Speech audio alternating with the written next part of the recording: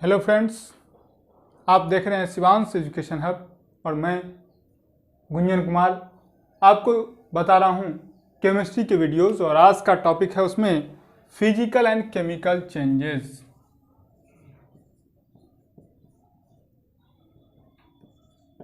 Physical and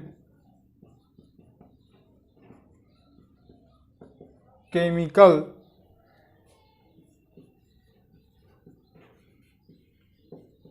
changes. तो physical और chemical change में क्या क्या आता है? तो फिजिकल चेंज में पहले क्या क्या आता है ये जानना होगा। तो हम लोगों ने फिजिकल प्रॉपर्टी पर रखा है। तो फिजिकल प्रॉपर्टी में क्या आता है? स्टेट, कलर, डेंसिटी, वॉल्यूम, ये सब। केमिकल में क्या, किसके साथ कैसा रिएक्शन करेगा, यही होता है। तो फिजिकल चेंज की बात कर लें, फिजिकल चेंजेस की बात करते हैं। पहला क्या है? तो कहता है पहला क्या, ये चेंज का डेफिनेशन क्या है? तो दोज चेंजेस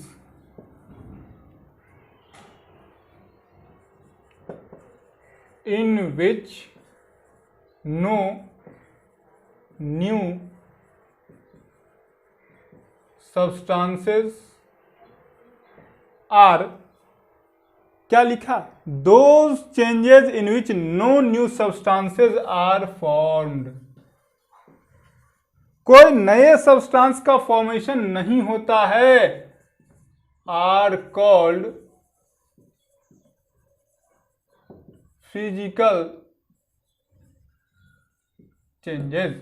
वैसा चेंज जिसमें किसी नए सब्सटेंस का फॉर्मेशन नहीं हुआ उसको क्या कहेंगे? फिजिकल चेंज कहेंगे। फॉर एग्जाम्पल, ये मार्कर है, इसमें से ढक्कन को अलग कर देते, क्या कोई नया सब्सटेंस बना? नहीं ना। तो ये क्या हो गया? फिजिकल चेंज हो गया। और कागज है, कागज को फाड़ दिए तो ऐसा थोड़ी कि वो कागज फिर से नहीं जुड़ सकता है, जुड़ सकता है। तो वो कैसा चेंज होगा? फिजिकल चेंज होगा। अब इसी में फिजिकल चेंज के कुछ एग्जाम्पल देख लेते हैं, कुछ common examples of physical changes. क्या हो जाएगा? Melting of ice, boiling of water. Water से बनता वेपर है, लेकिन क्या वेपर का फॉर्मूला अलग हो जाता है? नहीं, वो भी H2O ही होता है। मेल्टिंग पॉइंट की बात कर लो आइस का, तो आइस का भी फॉर्मूला H2O, वाटर का भी फॉर्मूला H2O।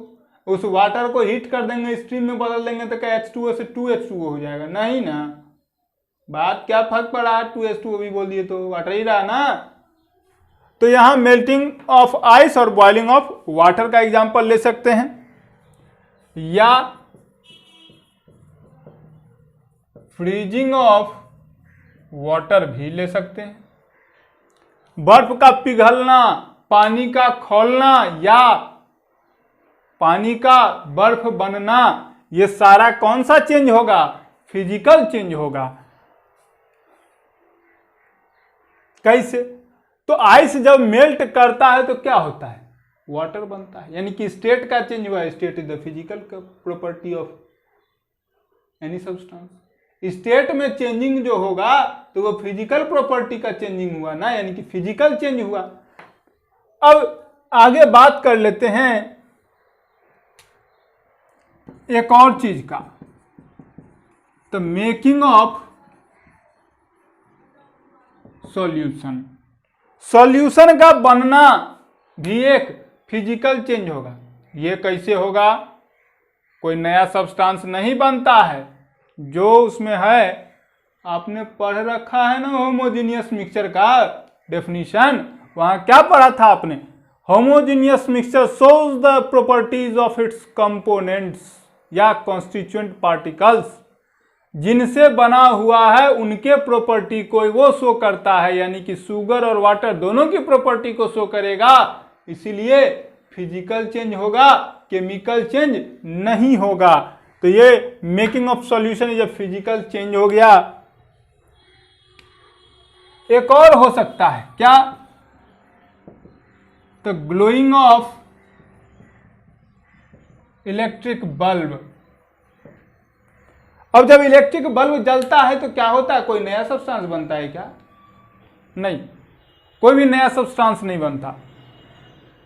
यहां एनर्जी का कन्वर्सन जरूर होता है कि इलेक्ट्रिकल एनर्जी जो है आपका लाइट एनर्जी में कन्वर्ट हो जाता है, वो बात अलग है, लेकिन फिजिकल चेंज तो नहीं हुआ, वो फिजिकल चेंज ना हुआ जी, एनर्जी का कन्वर्जन। अब बात करेंगे ग्लोइंग ऑफ इलेक्ट्रिक बल्ब की आप, तो बल्ब ग्लो क्यों करता है? तो बल्ब ग्लो इसलिए किया क्योंकि उसमें इलेक्ट्रिकल एनर्जी लाइट एनर्जी में कन्वर्ट हुआ। तो एनर्जी का कन्वर्जन कोई केमिकल चेंज के रूप में नहीं देखा जा सकता, वो फिजिकल चेंज ही है। तो यहाँ फिजिकल चेंज क्यों हुआ? क्योंकि वापस से वो ग्लो करना बंद भी तो कर सकता है, जैसे ही इलेक्ट्रिक का स्विच ऑफ करेंगे तो क्या हो जाएगा, ये ग्लो करना तो बंद हो जाएगा, फिर जैसे ही ऑन करेंगे फिर ग्लो करने लगेगा। तो वैसा चेंज जिसमें कोई नए सब्सटेंस का फॉर्मेशन नहीं होता है उसको फिजिकल चेंज का नाम दिए थे। तो बल्ब के ग्लो करने से क्या बल्ब से फुटबॉल बन जाता है? ऐसा नहीं ना होता है जी। तो कैसे हो जाएगा वो फिजिकल चेंज नहीं कहते हैं, कहेंगे इसको। और एक चीज क्या, द मोस्ट इंपॉर्टेंट थिंग कि the physical property the physical change are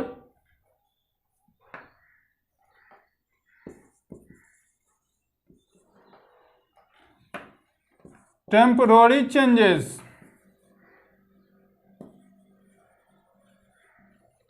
physical change किस टाइप का चेंज है? तो ये टेम्पोररी चेंज है।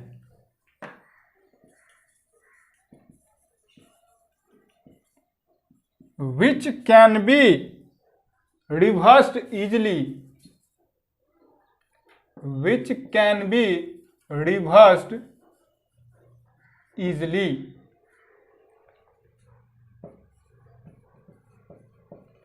To form the original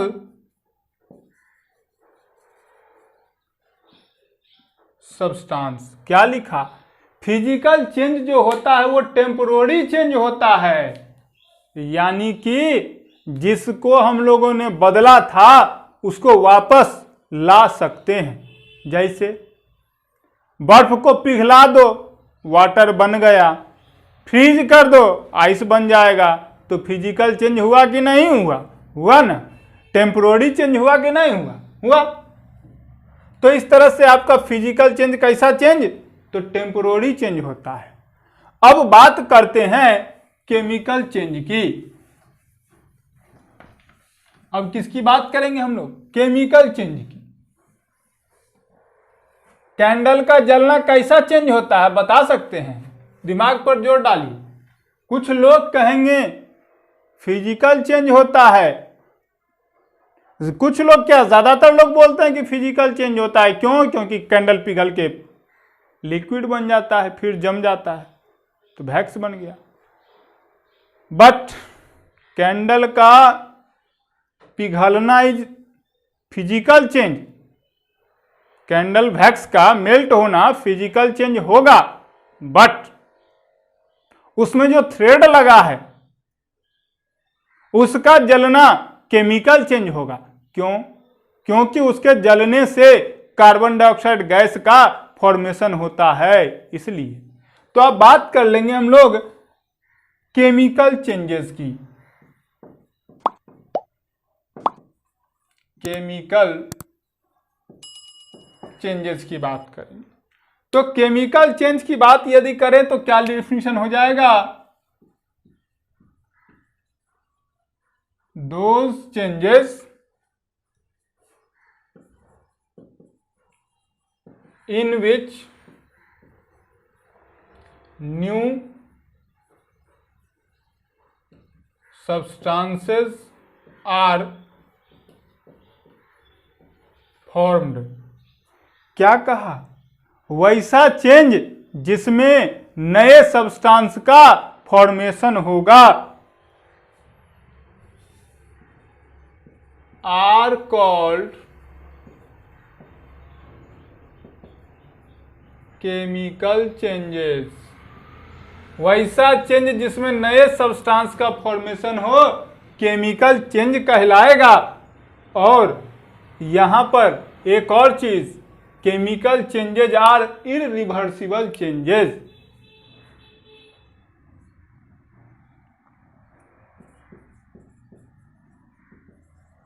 chemical changes are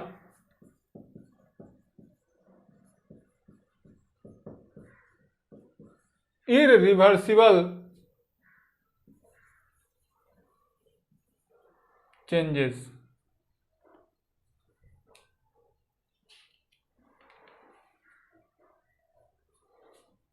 या इसी इरिवर्सिबल चेंज को आप परमानेंट चेंज का भी नाम दे सकते हैं।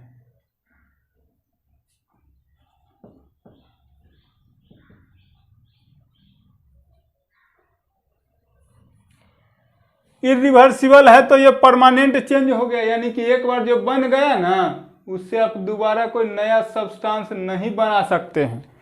जैसे पेपर है, आग लगा दो, क्या हो जाएगा? पेपर का राख बन जाएगा, कुछ अमाउंट जो है कार्बन डाइऑक्साइड में कन्वर्ट हो जाएगा। तो क्या उस कार्बन डाइऑक्साइड जले हुए पेपर को मिला करके आप वापस से उस पेपर को बना सकते हो? बिल्कुल नहीं। जो इंसान जल गया मतलब राख में बदल गया, क्या वो दोबारा बन सकता है? नहीं बन सकता।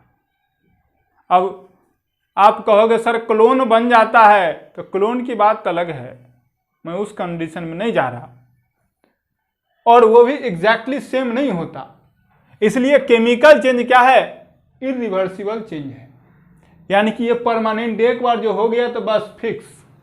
फॉर एग्जाम्पल जैसे हम लोग जो एलपीजी यूज करते हैं उसको जला दो, 14.2 kg का सिलेंडर होता है, वो जब जल गया पूरा खत्म हो गया तो क्या फिर से वो मिल जाएगा? हाँ मिलेगा। गवर्नमेंट को आप पे करो, गैस एजेंसी को पे करो, तो फिर आपको सिलेंडर भर के वापस दे जाएगा। लेकिन क्या उसी सिलेंडर में आएगा? नहीं, सिलेंडर बदलेगा। तो क्या हुआ? ये जो गैस जल गया वो तो वापस नहीं आएगा। तो ये कैसा चेंज हो जाएगा? केमिकल चेंज होगा। क्यों? क्योंकि उसमें जो आइसोब्यूटेन मौजूद था वो आपको कार्बन डाइऑक्साइड में बदल करके निकल गया। तो इस तरह से आपका वो सिलेंडर जो था गैस से भरा हुआ वो एम्प्टी हो जाता है, खाली हो जाता है। उसी तरीके से लकड़ी या कोयला का जलना, कहा गया है कि कोल का जलना रिवर्सिबल चेंज में आता है। लेकिन भाई एक चीज बताओ, लाखों साल के बाद वो फिर मिलेगा तो क्या आप रहोगे? नहीं ना। आपके जनरेशन्स के कुछ 10, 12, 15, 50, 60 जनरेशन आगे जाकर के जो हो सकते हैं कि अवेलेबल हों। अब 50, 60 में तो खैर नहीं होंगे, एक आध हजार जनरेशन जब पार कर जाएगा ना तब पता चलेगा। तब तक तो पता भी भूल गए होंगे जो दबाया कब गया था। हाँ, इसलिए केमिकल चेंज को हम लोग क्या नाम देते हैं? इरिवर्सिबल चेंज का नाम देते हैं। तो यहां से आप 3-4 चीजों के बारे में, जैसे फिजिकल और केमिकल चेंज के बीच में डिफरेंस यदि कोई पूछे आपसे तो आप क्या बताएंगे? कि फिजिकल चेंज आपका रिवर्सिबल होता है जबकि केमिकल चेंज आपका इररिवर्सिबल होता है। ये रही बात फिजिकल चेंज की। और इधर बात कर लेंगे हम लोग केमिकल चेंज की। तो फिजिकल चेंज में जो पहला पार्ट है वो क्या कहा कि no new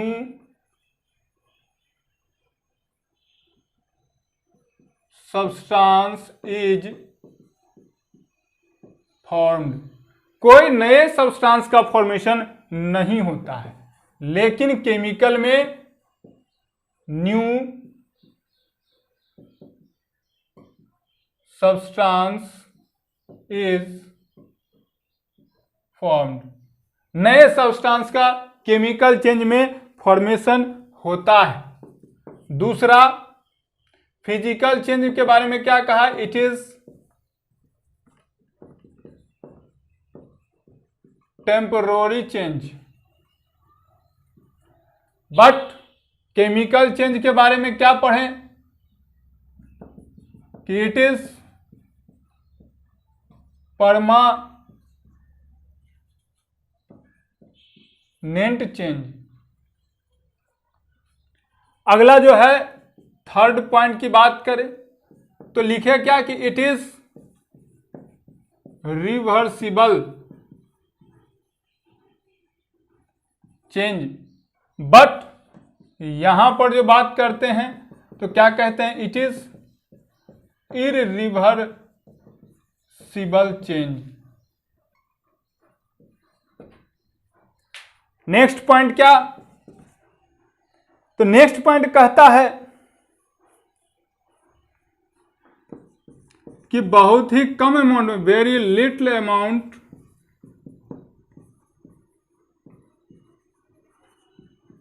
of heat is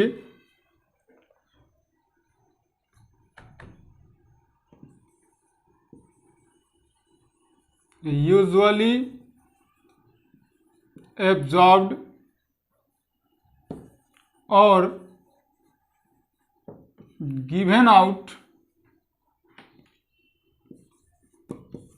in a physical change. बहुत ही कम अमाउंट में या तो हीट बाहर निकलेगा या फिर हीट आपका एब्जॉर्ब होगा। तो केमिकल वाला में क्या होगा भाई, तो केमिकल वाले में कहता है कि a lot of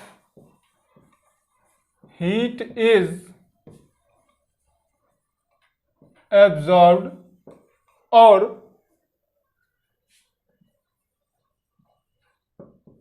given out in a chemical change. तो केमिकल चेंज में आपका क्या होता है, बहुत बड़े अमाउंट में या तो हीट एब्जॉर्ब होगा या फिर हीट निकलेगा। अगला कहता है क्या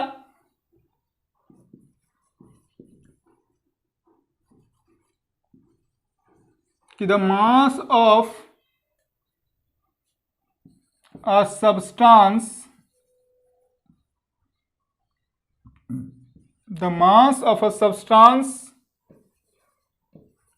does not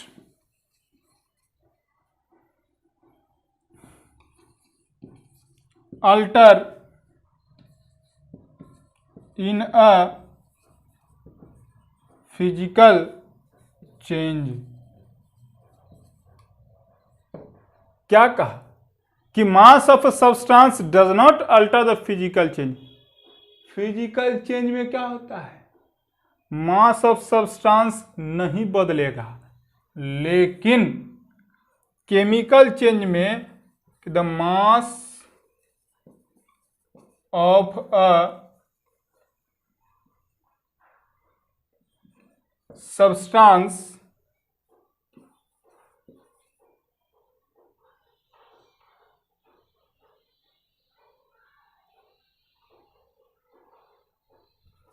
does alter in a